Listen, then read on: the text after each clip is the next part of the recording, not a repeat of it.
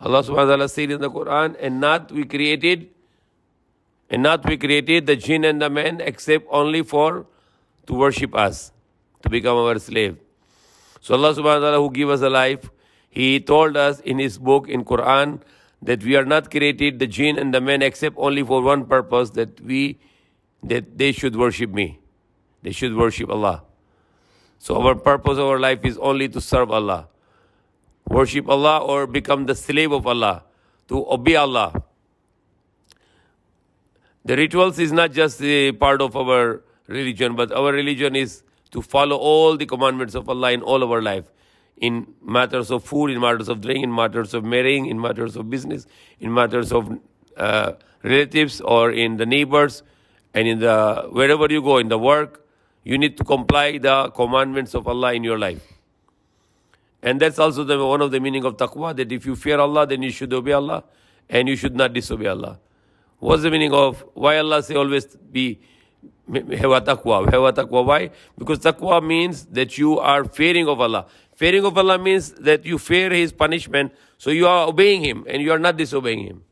So the meaning of taqwa is fearing Allah, and the fearing Allah means you are going to obey Allah, you are not going to disobey Allah. And that's the purpose of our life.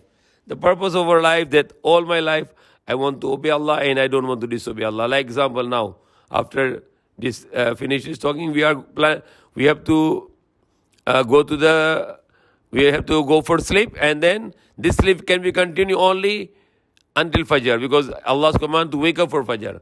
If you are not wake up for Fajr, it means you are disobeying Allah. Then you need to be fear Allah, that He will punish you for that.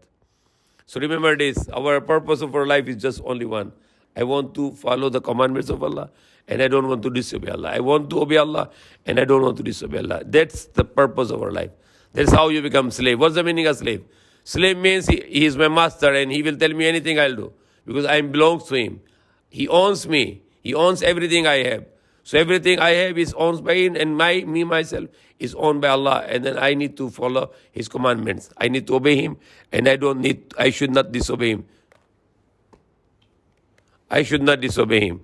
So there's a simple purpose of our life. I am not free. People who don't want to follow religion because they want to be freedom. They want to do anything they like. But that's contradicting to the religion. Religion means, Islam means you have to follow the commands of Allah and not to disobey Allah. And that's what Allah said, وَمَا خَلَقْتُ الْجِنَّ وَالْإِنسَ إِلَّا لِيَعْبُدُونَ. And not we created the jinn and the men except to become our slave. Ya'budun means to become our slave. Become the slave of Allah. So remember this, all the life, put in your mind that I need to obey the commands of Allah according to the ways of prophets. Prophet Muhammad and all the prophets. Nothing else. Put in your mind, and then promise Allah, Allah, I want to obey you. Allah, I don't want to disobey you. Because that's the reason you created me, to obey you and not to disobey you. When Adam alayhi salam was put in the paradise, what was the command of Allah to him and his wife? Not to eat in the tree.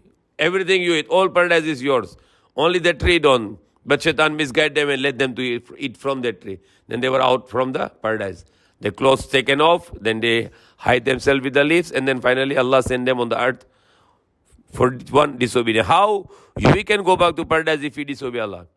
Not praying Fajr on time, not praying other prayers on time, not doing all the obligations of Allah, then we cannot go to paradise, because only one disobedient, Adam and his wife were out of paradise. How we can go back if we keep on disobeying Allah?